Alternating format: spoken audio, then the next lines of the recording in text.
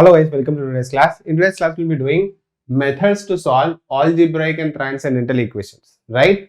We're going to start this. In this, the first method we're going to read is bisection method, right? Now, before going into reading the bisection method, we have to understand something called intermediate value theorem. So, first we'll try to understand what is intermediate value theorem, then we'll understand what is bisection method, right? So, let us see what is the meaning of algebraic and transcendental equations. In the previous class also I have told you transcendental equation is combination is what, sir?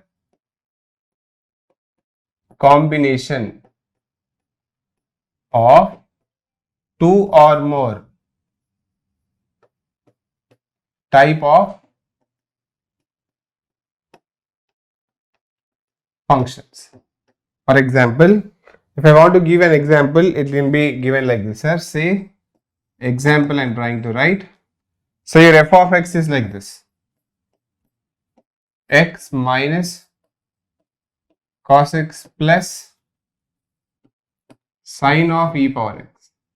In this, if you see, x is kind of algebraic, cos x is trigonometric, sine e power x, sine is trigonometric, e power x is exponential, right? So whenever combination of one or two functions which are trigonometric, this is trigonometric,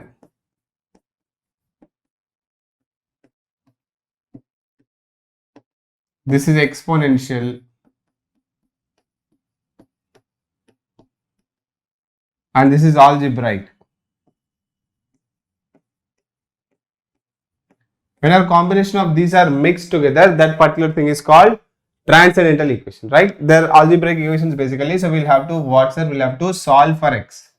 So we'll have to do for what? Solve for x. Solve for unknown, which in this case here will be what?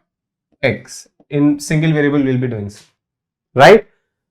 And to do this, we need to follow one method called intermediate value theorem. So let us see what that intermediate value theorem is. Now, intermediate value theorem is, say you have a function f is equal to y is equal to f of x, or f of x equal to 0 is a function or an equation you say, right? If the f of a and f of b are of opposite signs, or they should be of what signs, are opposite signs, then at least one root will exist between a and b, right? And your f of x should be what? Your f of x should be a smooth curve. It should be smooth curve. When I say smooth curve, it should be continuous. When I say smooth curve, what is the meaning of it, sir? The meaning of writing smooth curve is it should be continuous. Just a second. Yeah. Smooth means continuous curve, right? If it is continuous, these are what will happen. If I take a approximate graph, say I am taking a function like this. Say I am drawing an f of x which looks like this. Say this is your f of x. Say this is your x, right? And say this graph is like this. Some random thing I am taking, say some graph is like this. And what is the values are here? Say this interval is, this is a, value of x is a here, and the value of x is b here. And the value of f of b is what? This is the value of f of b. This is the value of f of a, which is here, right? Now we know that your f of x is what? It is continuous, and f of a and f of b are having opposite signs. That means one side it is below negative, one side other is above negative. So that means it is below 0, above 0. That means one side is negative, one side is positive. Or the same graph can be like this also. How can the same graph be?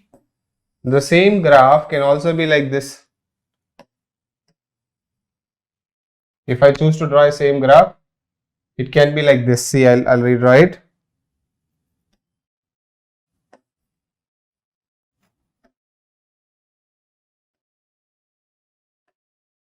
Say it is like this, sir.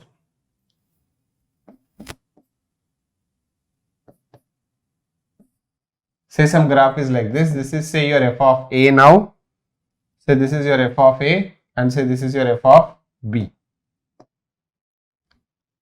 So this is your f of a, and say this is your f of b. Here also what will happen, sir? Your f of x is a smooth curve and one side it is positive, the other side it is negative. That means it is continuous, it is positive one side and another side it is negative. That means somewhere in between it might have touched 0. So wherever it is touching 0, that is called what, sir? Wherever it is touching 0, this point is the root. This point is the root. How do I say it is the root? Because say at this point, if you take the value of this point, say x, say this is your say xr, say this is your xr. If you keep the value of xr in f of x, what will you get, sir? What will be your f of xr? It can be here or here, it will be 0.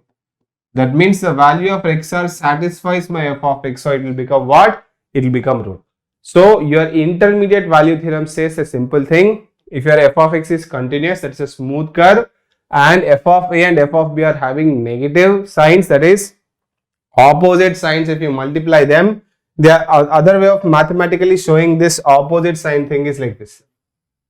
The opposite way of showing is f of a into f of b should be less than 0. If f of a into f of b is less than 0, that also means what? They have opposite signs. They have opposite signs.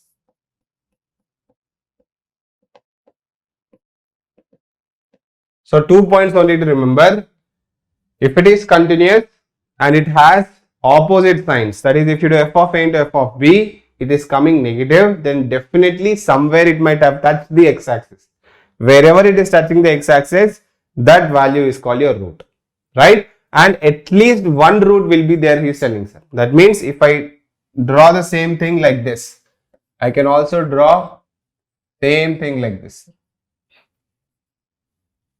Say I am taking your f of x is like this. Like this it is there. Say this is your f of a and this is a. Say this is your b and say this is your f of b. Right? Here how many roots are possible, sir? How many roots you can see? Sir, this is one root it is touching here, two roots it is touching here, three roots it is touching here. That means 3 roots are there. 3 roots are there between a comma b. That's why what did I tell in the statement? I told at least one root, right? And one more thing, it will have odd number of roots only, sir. And the other point you'll have to understand from here, it is like this. If the intermediate value theorem satisfies, then definitely it will have a root. If it does not satisfy, you cannot say that it will not have a root. No, that is not true. Because see, this is a clear case of it. Say this is a. Here f of a into f of b. Here this is your f of x, this is your x. Here IVT fails. Here if you see f of a into f of b is greater than 0. But still what, sir? But still there are roots between. There are roots between a comma b. So it's a one-way ticket, sir. That means if intermediate value theorem satisfies, then at least one root it will have. It is not saying that if it is not satisfied, it will not have roots. No, it is not saying that. It is saying that if it is satisfied, then it will have roots. That's it. Right? How do you check that mathematically? To check it mathematically, you will have to do this. You do f of a into f of b. If you get negative, that simply means that one is above 0, the other is below 0. That means somewhere it might have become 0. So this is what you have to understand from your intermediate value theorem. Now let us try to apply this intermediate value theorem to your bisection method. Right? So see, sir, the first point in bisection method is, this says that this method is based on what? Intermediate value theorem, which states that if a function f of x is continuous, it has to be continuous between a and b, and f of b and f of a and f of b are of opposite signs. What's the meaning of this? F of a and f of b are of opposite signs. The meaning of this is like this. F of a into f of b should be less than 0. Then there exists at least one root. Same thing whatever I explained in the last two slides is there here. At least one root between A and B is definiteness. That means definitely there will be a root between them. Then see what he's telling. He's saying consider the equation f of x equal to 0. Now you have to find two numbers A and B. So use trial and error method. We have to find two numbers A and B such that what, sir? Such that fa into fb is what? Negative. That means this is fa into fb should be less than 0. Right? Next, by intermediate value theorem, a root lies between this interval. Right? So let us do this, sir. Let us see what will happen next. Say what you are telling, sir. There is a f of x given to you, f of x equal to 0, and say I found an interval a comma b such that, how did I find this interval? Such that f of a into f of b is coming to be negative, sir. This is what I have done first. Next, see, sir, what we have to do. Next, what you have to do is, according to bisection method, your first approximation. What is this, sir? Your first, you can call it as first iteration. You can call this as first iteration or first step also you can call. You can take x naught is equal to, you take average a plus b by 2 you take, right? You do x1, you find x1. How do you find x1? You take the average of a plus b. Then what will you get, sir? You will get x1. Then find fx1. Then what do you do? Find fx1. Right? After finding fx1, what do you do, sir? You have to do fa into fx1, fx1 into fb. Right? Definitely what will happen? Definitely it will so happen that one of this will be greater than 0, the other will be less than 0 if this is not equal to 0. Right? If this is equal to 0, then what do you say, sir? You say that x1 is root. So let me write it like this. You can say that if this is equal to 0, which implies x1 is root. x1 is equal to root. And if this is not equal to 0, then you do what, sir? Then you have to perform f of a into fx1, fx1 into fx1 into f of b. Either ways it can happen. One of will become negative, one of them will become positive. Right? Say if this is what is happening. I'm just saying let us assume that this is happening. If this has happened, then these are the next iteration. What will happen? The second iteration. The second iteration or the second step you can take x2 is equal to, now this is becoming negative like this, which implies root exists between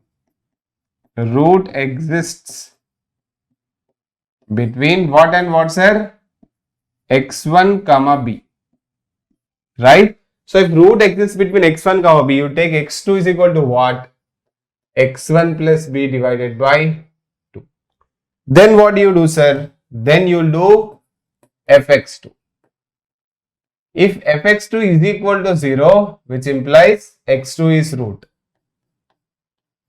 It is equal to root. Say it is not equal to 0, then what do you do, sir? Then you do fx2 into fx1 and fx2 into fb. Right?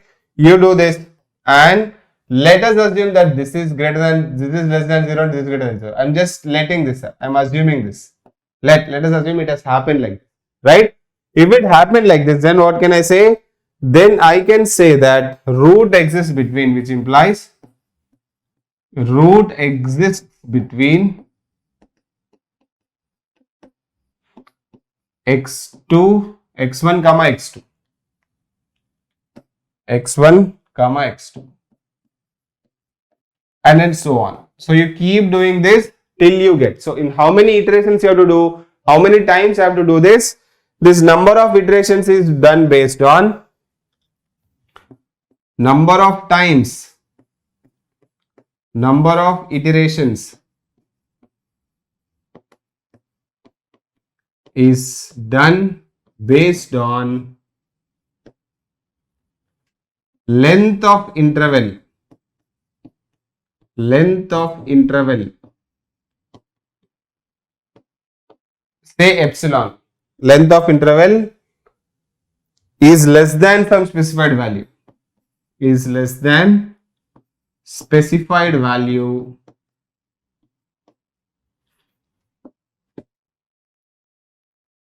epsilon, or till root is fine, or till root is found. How do you know that root is found? If you put f of that, f of xr will become 0, right?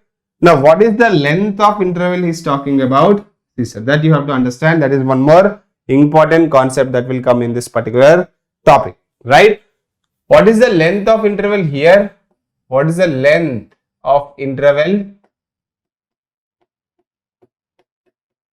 If you observe, the length of interval is b minus a, modulus of b minus a, right? Here, what is the length of interval, sir? Or let me do it in the next slide. See, let me talk about the length of interval, then I'll come to that flow chart. See, sir, in first iteration,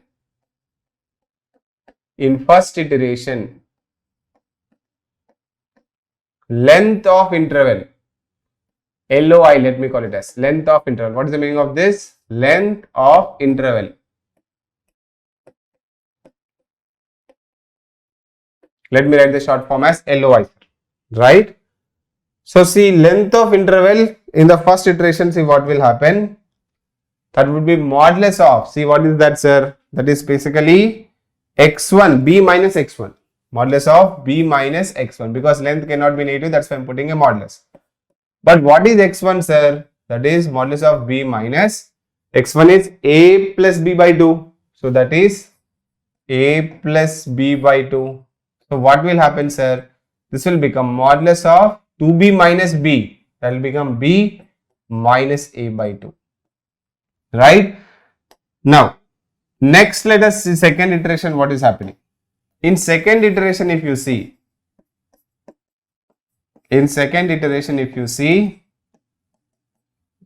the length of interval, LOI, the length of interval, see, sir, what will that become?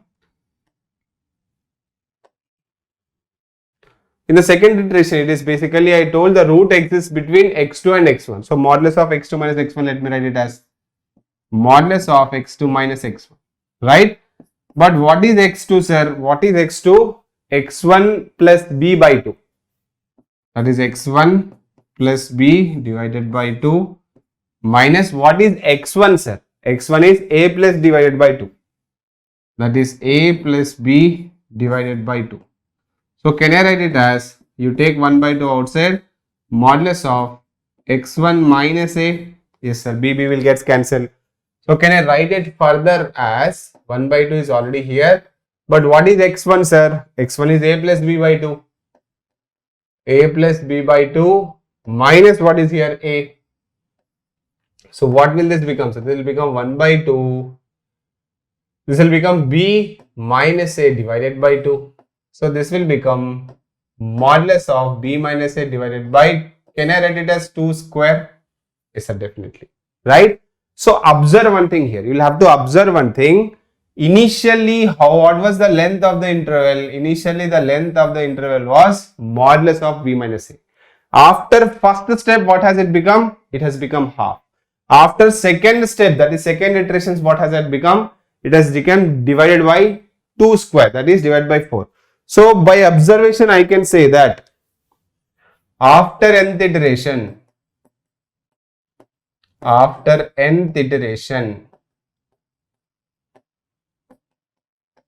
the length of interval will be equal to modulus of b minus a divided by 2 power. That is why it is called as,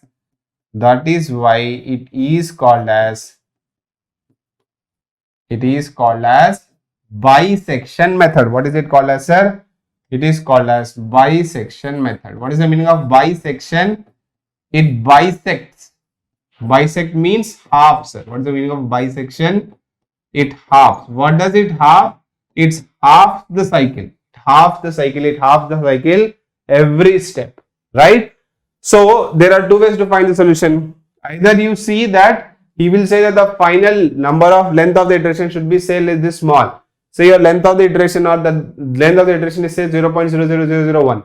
That means you are very close to the root, or you will find that x or f of x are equal to 0. That we also can find the root, right? So this is another important concept. Now all of these things I put it in a flow chart, and these are how the flow chart says. The flow chart is something like this. You observe carefully. Let us take a problem. Say I am telling my d of x is equal to 0 is a problem in the interval a comma b. First we have to do what, sir? First we have to see whether intermediate mean value theorem is satisfying or not. First we'll have to see what? Intermediate value theorem has to satisfy.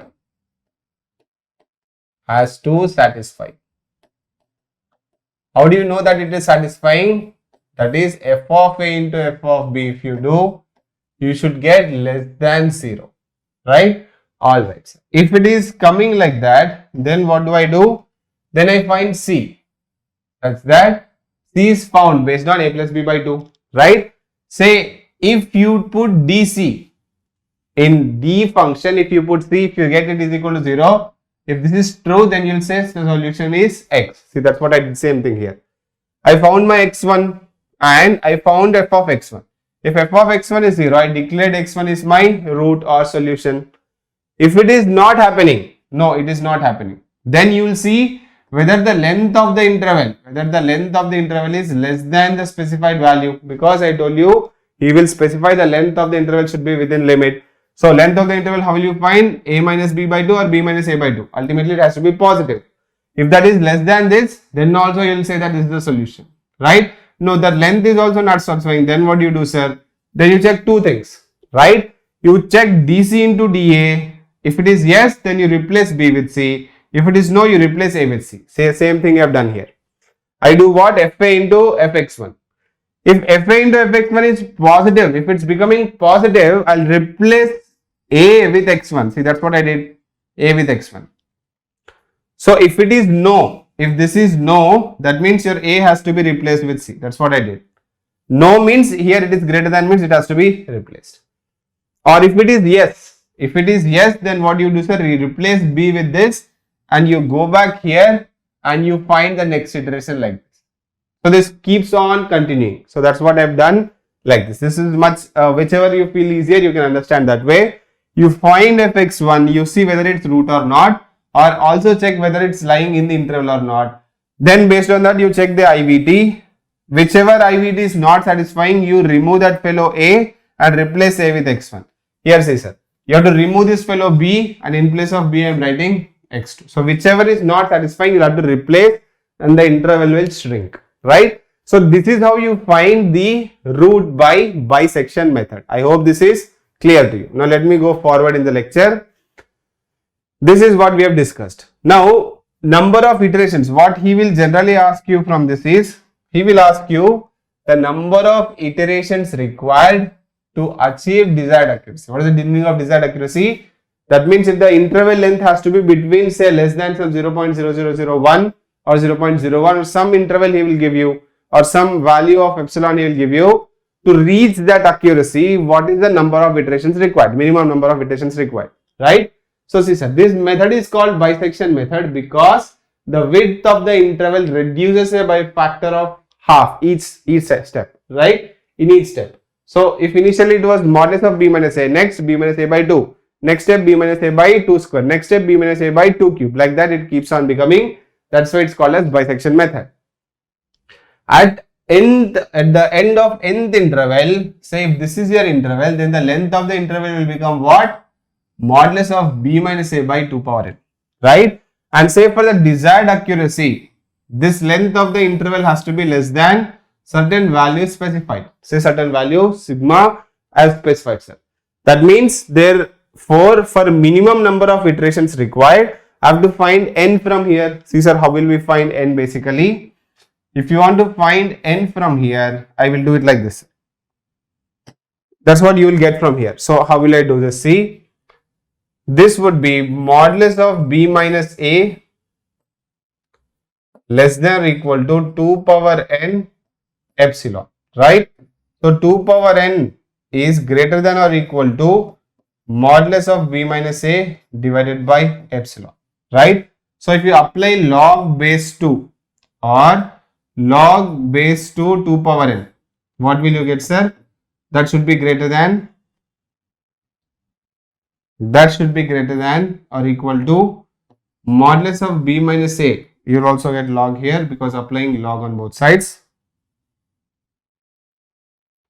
Log base 2, then only this 2 will get cancelled. Modulus of b minus a divided by epsilon will be there. So from here n should be greater than or equal to what? If you write log base e modulus of b minus a by epsilon whole divided by log 2 base e, right? So that's what I've written, sir. Your n should be greater than log, this is base e, this is base e. If you can directly substitute in base 2, you can directly substitute in base 2, right? So you better remember this formula from bisection method. 2 points to remember is this, and it is called bisection because the width of the interval reduces by a factor of half, right? And you also remember how to perform the bisection method, right? So how do you do that, sir? You find each iteration by checking intermediate value theorem. Very good, sir. You cannot find, there are some more points which I want to add. There are some more points, you can write them as a notable points.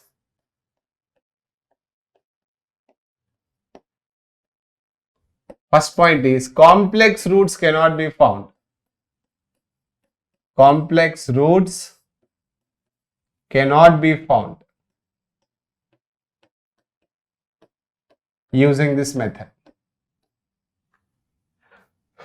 Because complex roots means it will not touch x-axis, so I cannot found complex roots using this. Second, order of convergence.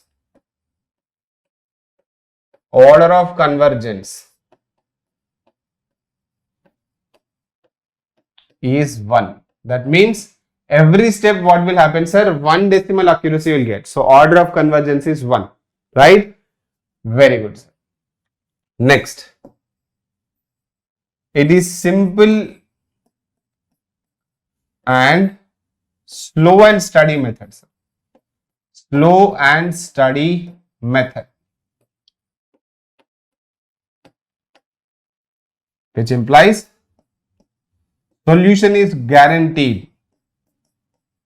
Solution is guaranteed, but it takes time.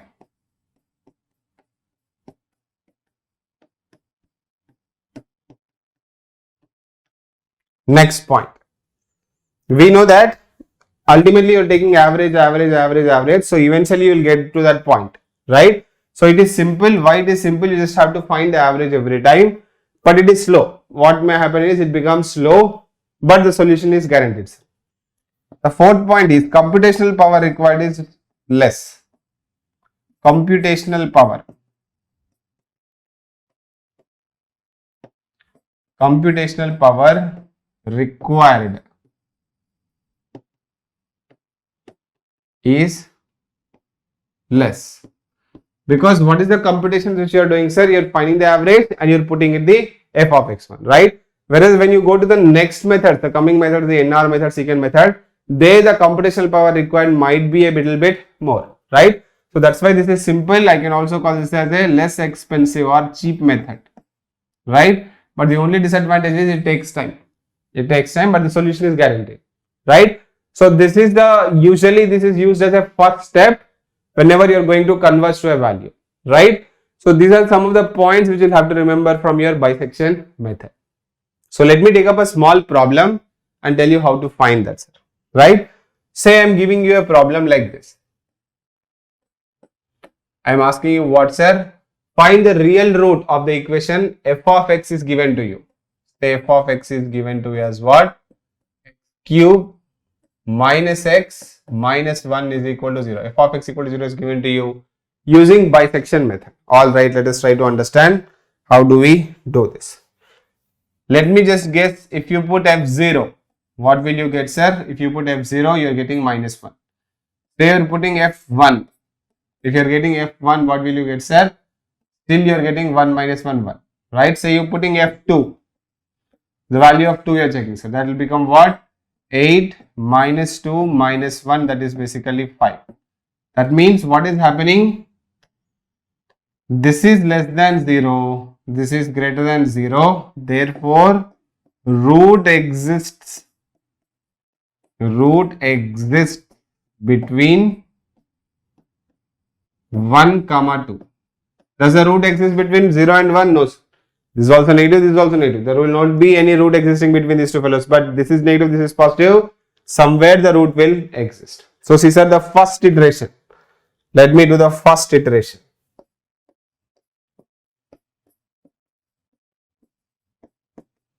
If I do first iteration, say x1, that would be what, sir? That should be 1 plus 2 divided by 2. That should be 1.5. So let me find f of x1. If I find f of x1, see, so that will be 1.5 cube minus 1.5 minus 1. So see, sir, what will that become?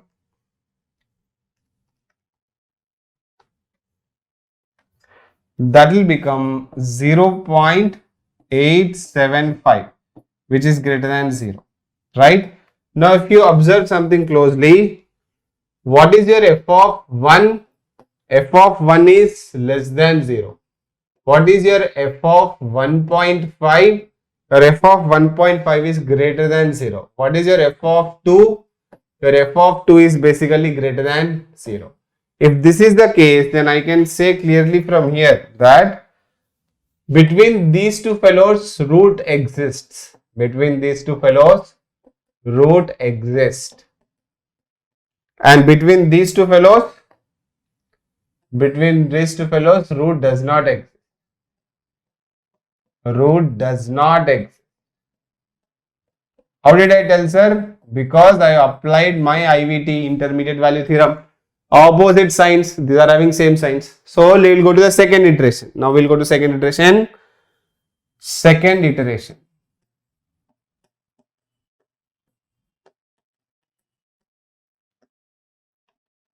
That is x2 should be, from here I told the root will exist between 1 and 1.5. So 1 plus 1.5 divided by 2. So see, sir, what will that get as? That will be 1.25, right? Next I have to find what? Next I have to find f of 1.25. See, if I find f of 1.25, what will I get? 1.25 cube minus 1.25 minus 1. You will get it as minus 0.296875, which is basically less than 0. What is your f of 1? F of 1 less than 0. What is your f of 1.25? That is also less than 0. What is your f of 1.5? That is greater than 0. That means from here, what can I say clearly?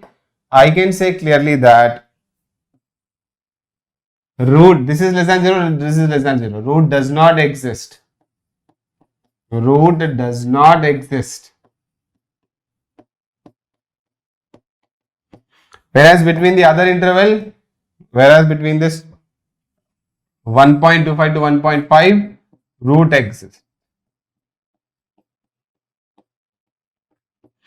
Very good, sir. That means I have to do the third iteration based on 1.25 and 1.5. So see, sir, how will I do my third iteration? I will do the third iteration like this.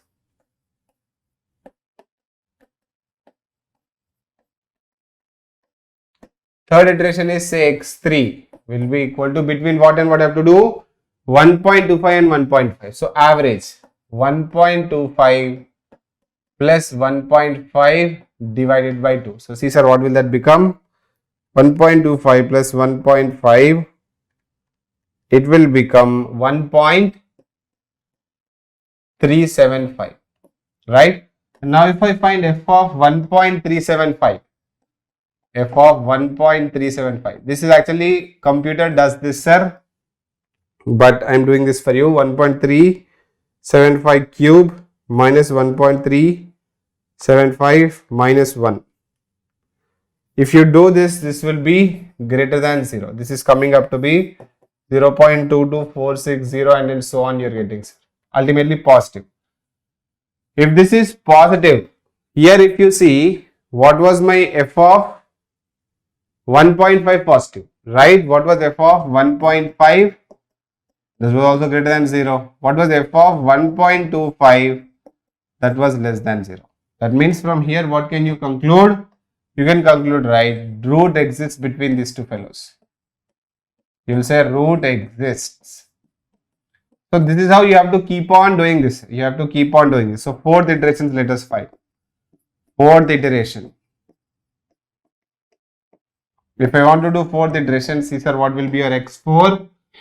Your x4 will be 1.25 plus this is greater than 0, this is greater than 0. Oh, what did I do? Actually between these two fellows, really sorry, between these two fellows root will exist, sir. Because it's 1.35 and 1.25, right? So 1.25 less than 0, this is greater than 0. So between 1.25 and 1.375 divided by 2, if you take this, what will you get? You will get it as 1.25 plus 1.375 divided by 2. If you do, you will get it as 1.3125, right? So what will be your f of 1.3125? This that will be 1.3125 whole cube minus 1.3125 minus 1. You will get it as 0.0515136 like this. Ultimately this is negative, right? And what was your f of 1.25? Your f of 1.25 is less than 0. What was your f of 1.375? F of 1.37 is greater than 0. This is less than 0, this is greater than 0. So root exists. So this is how you keep on doing this, sir. Till how many numbers you have to do, sir? He will specify the length of the interval should be less than certain value, right? So see, let me do one more iteration and let me show you. So your fifth iteration. And you can observe that your f of x value is also becoming almost 0. See, what was the f of x value here? It was 0.22. Here what was it, sir?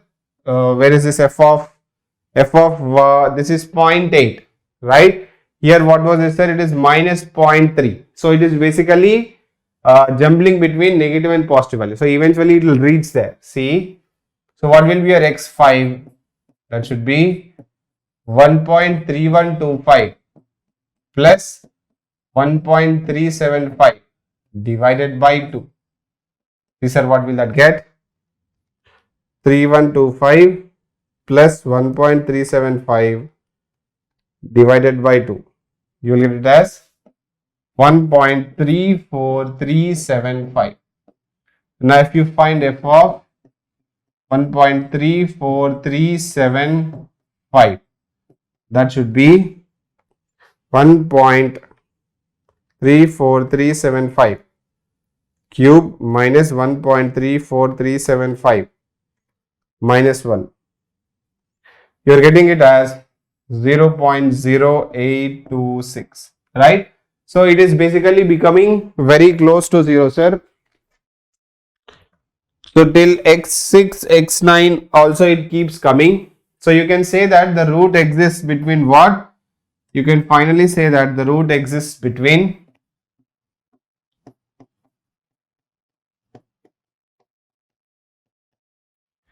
because this is what? This is greater than 0, right? And here what was less than 0, sir? Here the less than 0 thing was 1.3125. So root exists between 1.3125 and 1 point, because this is less than 0, this is greater than 0. 34375. Right? So fifth iteration, if you see, what was the initial length of the iteration, sir? Initial length of the iteration is basically between 1 and 2.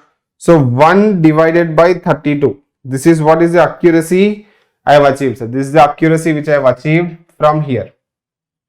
Because I did 5 iterations, that means the interval length initially if it is 2 minus 1, now it became what? 2 minus 1 divided by 2 power 5. That means I have achieved an accuracy of say interval length between 0.03125. This much is the interval length. See sir, what is the interval length between these two fellows? If you subtract this is what only you get.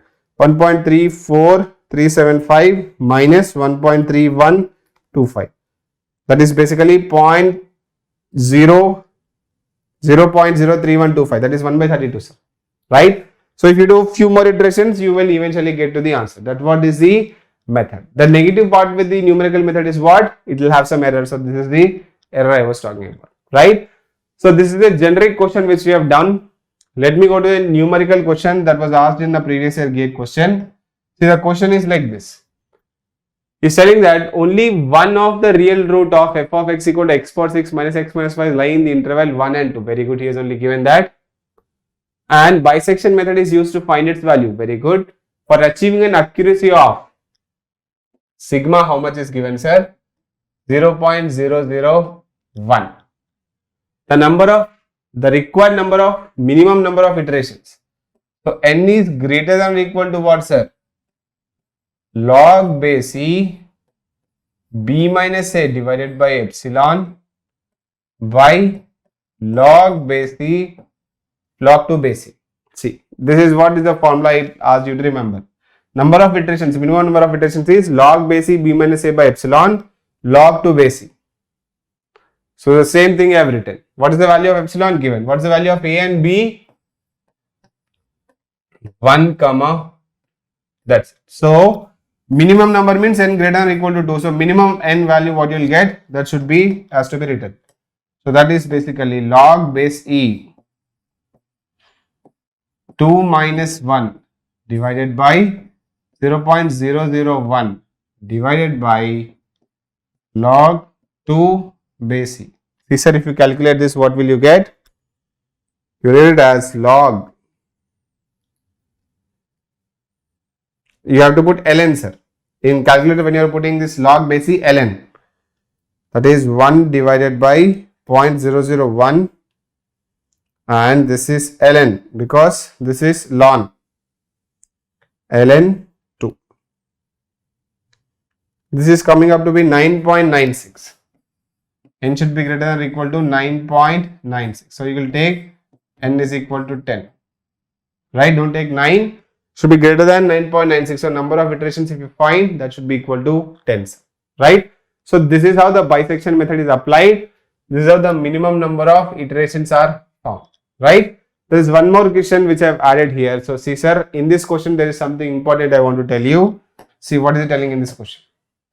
Now you know how to find this. We have seen a previous question also. It's telling that find a positive real root of x minus cos x equal to 0 by bisection method corrected up to 4 decimals values between 0 and 1. Right? Whenever your f of x is having say x minus cos x, right? What will you put value of x, sir? Say you will put it as 0 or 1 as 0.5, something like that. And whenever you put it like this should be x is in radians. This should be in radians because x is outside, x is in trigonometric. Whenever x is outside and x is in trigonometric, you will always have to put a radian value, sir. If you put cos 1 degree, what will happen? The answer you will get will be different, right? So that's the only point I want to tell from this particular question. Right. So see sir, let us do this problem to understand this much better. Here f of x is equal to what? Here the f of x is equal to x minus cos x. What is your f of 0? That is 0 minus cos 0 is 1. And what is your f of 1? That is 1 minus cos 1. Whenever you put in cos 1, that has to be in radians. This is radian, or it has to be 1 minus cos 180 divided by pi into 1. Now this is degree. This is what degree? Here you cannot substitute degree, but here you can substitute degree. So see sir, what will be this value? This value, if I put it in calci, that will become 1 minus cos 180 divided by pi. Because generally we put our calculus in terms of degrees only, so this is what you have to do. So this will become 0.4596. You get it as 0.4596. So see sir, this is basically less than 0, this is greater than 0. That's why there is a root existing between them. Now let us do the first iteration. First iteration.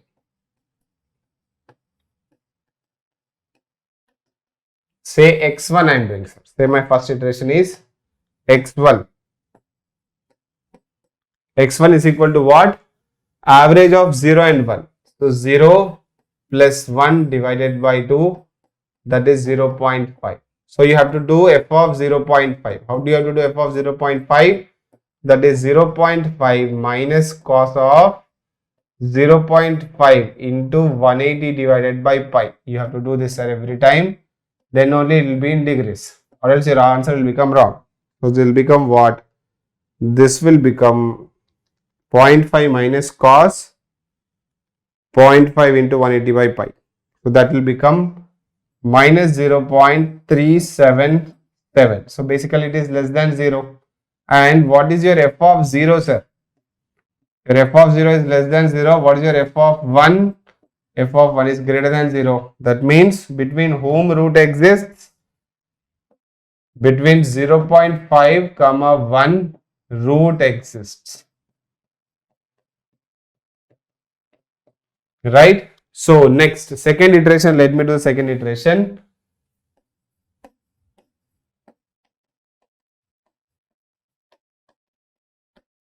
If you want to do second iteration, your second iteration is say x2 is equal to between whom the root exists, sir? Between whom the root exists? The root exists between 0.5 and 1. So 0.5 plus 1 divided by 2. So that should be how much? That should be 1.5 divided by 2. So that should be 0.75. 0.75. Now, how I have to find f of 0.75? That should be 0.75 minus cos of 0.75 into 180 divided by pi. 180 divided by pi. So, see sir, what will that become? That will become something like this. That will become 0.0183. So, this is greater than 0. And what is your f of 0.5? What is your f of 0.75? What is your f of 1? Right? So if I see from here, the last slide, f of 0.5 was how much? F of 0.5 was negative. F of 0.75 is positive. F of 1 is what? Positive. Right? So between these two fellows, the root exists. Between these two fellows, the root exists. Right? 4 decimal accuracy means what, sir? 4 decimal places, corrected up to 4 decimal places means like this. Your n should be greater than log base e b minus a divided by epsilon log base 2e. So your n should be greater than, see sir, how much? That should be log base e 2 minus 1 divided by 0.001 divided by 4 places, like this, log 2 base e, right? So see sir, how much should be your n value? From here if you calculate, it should be like this.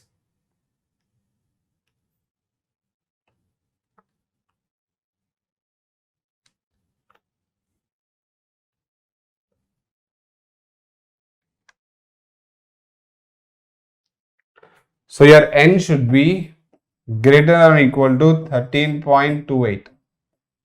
So your n is, say, at least you have to do 14 iterations to get the answers, right? You have to do 14 iterations to get this particular answer. So this is how you have to do it, sir. Now, once you understood this method, you keep on continuing this and you'll get the answer, right? So remember, whenever you get cos and this is trigonometric and algebraic, you always have to substitute inside this as degree, or make sure your calculator is changed to radian, then you put 1 radian, right? So let me stop this class here and let us meet in the next class with another method, sir, right? So thank you, sir. So that was the lecture, sir. I hope you enjoyed the lecture and gained some knowledge. For more content like this, please subscribe to our channel Octomy and also like and share it with your friends. And if you have any valuable feedback or doubts, you can always write down in the comments. And to watch my entire playlist and the full course, please enroll with us. Thank you, sir.